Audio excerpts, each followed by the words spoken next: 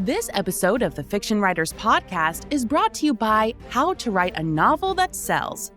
Do you dream of writing a best-selling fiction novel? With the right tools, you could get there sooner than you think.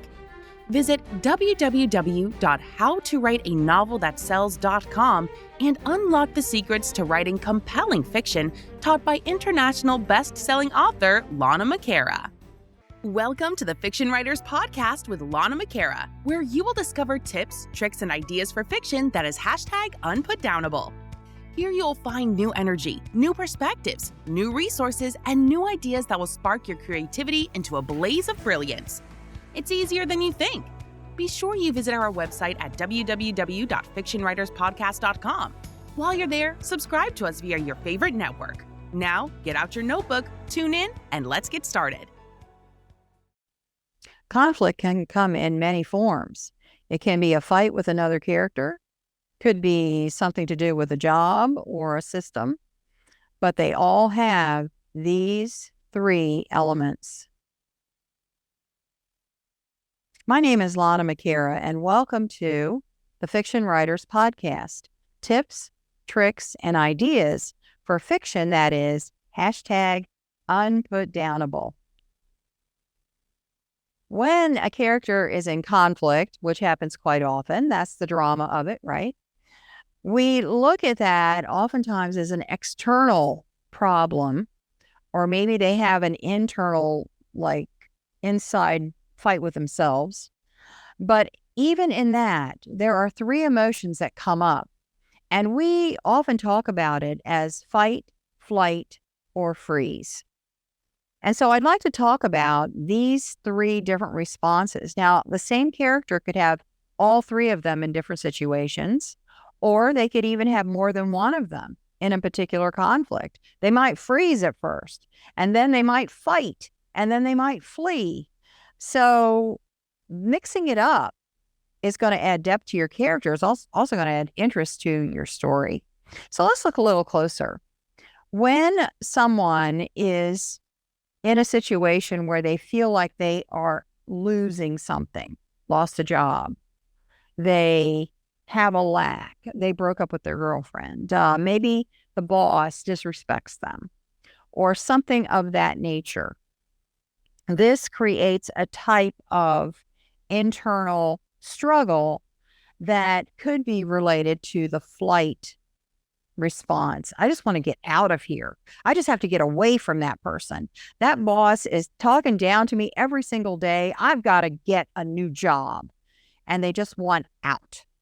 It could be, a marriage where one of the people's very dominant and causing all this conflict, and the other person is like, I gotta go. I can't stay here anymore. And so that is the one with the sadness, the lack. And then let's look at the other one, anger. Where does anger come from? It comes from attachment. Anger happens when the expectation of what should be doesn't happen. We all have those attachments. Mothers should love their children. Spouses should love each other. Loyalty is an expectation.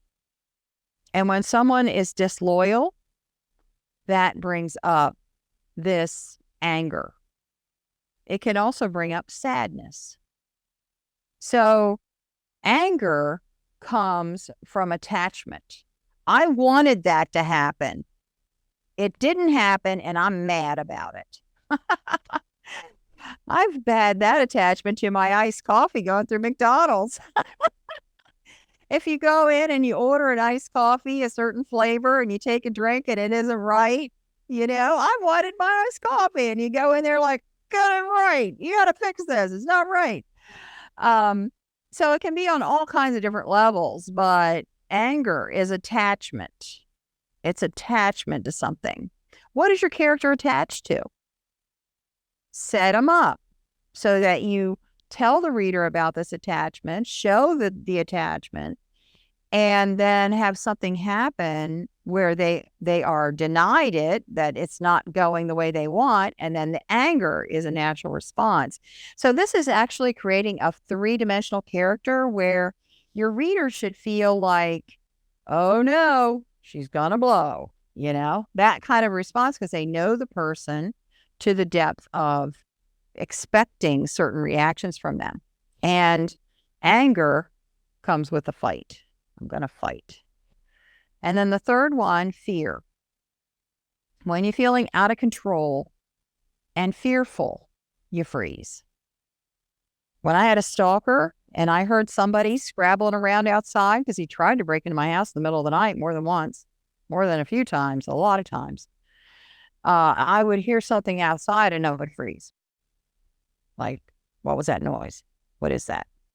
Okay, so that's fear. And fear comes when you're out of control.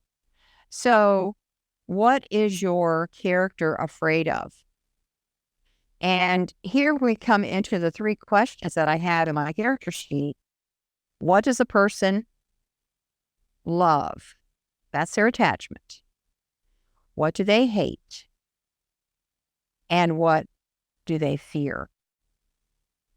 So these three come into the conflict, don't they? Every conflict that the person has relates in some way.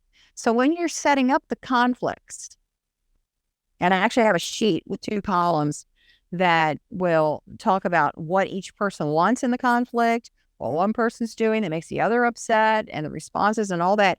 I have them in a chart because when I have a major conflict coming up, I want to know what this person's objective is, what that person's cross objective is, what the negotiation looks like. Is this person going to be sad, angry, or afraid? Is this person going to be sad, angry, or afraid? And then when I create it, it becomes like this world. Every bit of dialogue plays into it. The descriptions, the pauses, the action, all of it is coming into these 3 points. What is the attachment? What is the lack? And what is the fear, the out of control feeling? And you could have all of them. You could have one of them. Doesn't matter. Depends on what you want to have happen in the situation.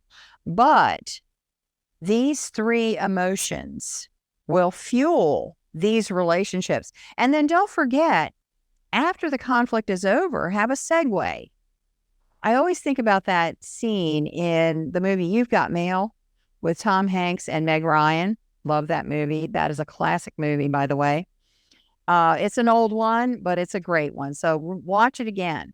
And when she's supposed to meet him in the coffee shop and he doesn't show up, the segue to that was she walked out of the coffee shop and she threw the rose in the trash can. The rose was how he was going to recognize her. She's going to have a rose on the table. So she had the rose, and when she walked out and he didn't show up, she threw it in the trash. So that segue was her feeling, my dreams just went in the trash. And so this is actually plays right into it because the sadness and her leaving, flight, and she didn't want to talk to him anymore. And so all of this creates a beautiful picture. And when your reader goes through that scene, they feel like they're watching a movie in their mind. And that's unputdownable. Thank you so much for being with us. This is the Fiction Writers Podcast, and my name is Lana McAra. Thank you so much. See you next time. Thank you for tuning into the Fiction Writers Podcast with Lana McAra, where we share tips, tricks, and ideas for fiction that is #unputdownable. Remember to visit our website at www.fictionwriterspodcast.com and enjoy even more great episodes like this one. Again, while you're here, subscribe to us via your favorite network. We look forward to seeing you next time on the Fiction Writers Podcast.